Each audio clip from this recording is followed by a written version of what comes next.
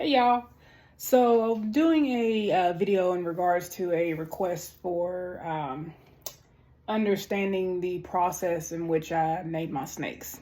So we're going to start with Acnologia. When it comes to how I got her name and in general where I typically get their names, um, a lot of the times for me, names are a symbol of power, and they also, you know, to me, it comes to me as if it's like, me creating a bond. The name needs to have meaning to it. It needs to have meaning to it that is something to me and what it is representing when I give the name to them. So it's not like something where like, people just throw some random names at their snakes or any animal for that matter. For me, um, snakes have always been very symbolic of being dragons. And of course, when people are always going to be like, oh, well, dragons this, they look like this. So if it doesn't look like that, then it ain't a dragon. Well, there are various types of dragons. One of them being the worm, and that's WYRM. So a worm is essentially a serpentine dragon that is, just pretty much no legs, no limbs or anything like that. Some of them can have horns. There are also dragons that have always been historically serpentine. So, there's various types of dragons that has been told throughout history and lore and whatnot. And of course, when it comes to what you believe, in my opinion and in my beliefs, dragons do exist. They have various forms. And when you think about the correlations of dragons, such as how, let's see, pretty much how influential they are all over the world. They have, usually they're a representative of a lot of power. They have a lot of meaning to them. They have a lot of connotations to them. They can be good or bad. They invoke different types of feelings in people depending on what they may represent to that person. So snakes do the same thing. Snakes all over the world, they have different connotations. In some places they're worshipped, other places they're hated, a lot of places they're feared. But the biggest thing is there's a lot of myths about them. People make up all types of stuff about snakes. Generally, they tend to be these creatures that are always taking different shapes. They have different symbolic meanings. Some of them could basically mean a case of like healing when they shed their scales and stuff. They have incredible strength, and depending on which types, like the green anaconda, they strike up just myths and legends and lores all about these animals. So for me, I've always liked to name my snakes after dragons. Of course, not all of them are named after dragons, like Ori, for example. Ori is from the game Ori and the Blind Forest. And on there, that is a spirit. It's a tree spirit, but it's a spirit. And it's a beautiful white spirit, very timid, strong, eventually develops to have different types of powers. And if you've ever played the game, it's a very kind and beautiful spirit that eventually pretty much well, actually, I'm not even going to spoil that, but it's a very beautiful spirit. I'd look it up. So for Acnologia, she is named after the dragon that is on the anime Fairy Tail. Now, of course, if you've ever watched that dragon isn't necessarily a good dragon. It is the apocalyptic dragon on there.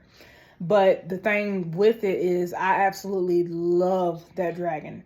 The colors of Acnologia is pretty much spot on with my Acnologia.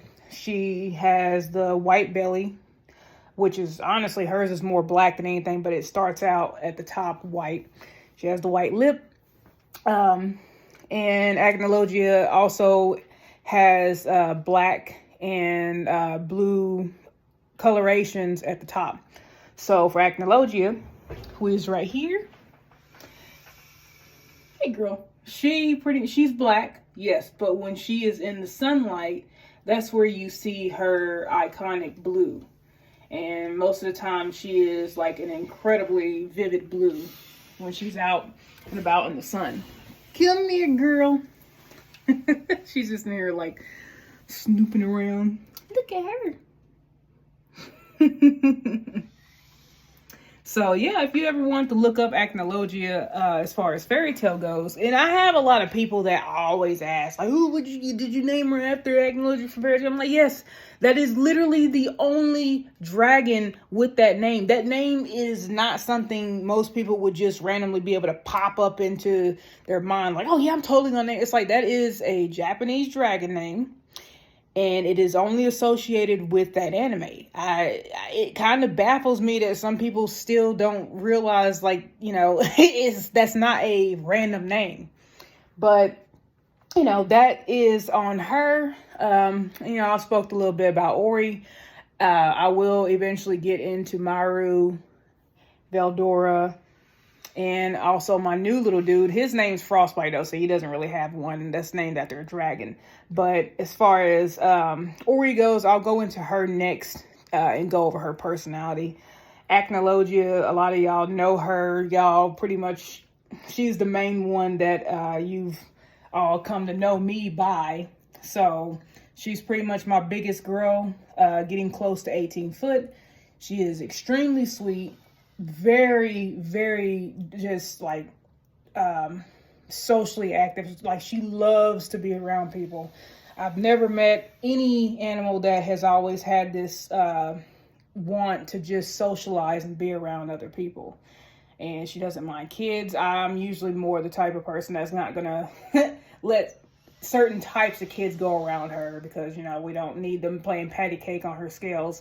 But she's just an overall very calm and sweet girl. She does have neurological problems, and the neurological problems are from the breeding, which she is a super golden child. There are, as far as I'm concerned, less than 10 of them in the world as an adult. And unfortunately, most of them have like pretty much a 95% death rate. Most of them don't live past 1 to 2 years old.